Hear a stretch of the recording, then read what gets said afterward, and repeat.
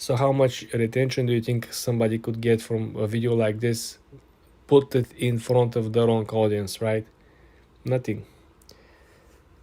So this is how you essentially utilize the two new strategy I shared with you guys. You want to make sure that you realize that it's no longer the best editing. Do you see? Is this looking like the best editing video? I don't think so.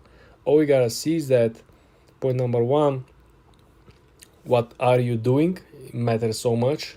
And all the people who here underneath, right, are liking, viewing 100% snowboarding people, 100% people who are into winter sports, 100% people who are looking to plan their winter vacation.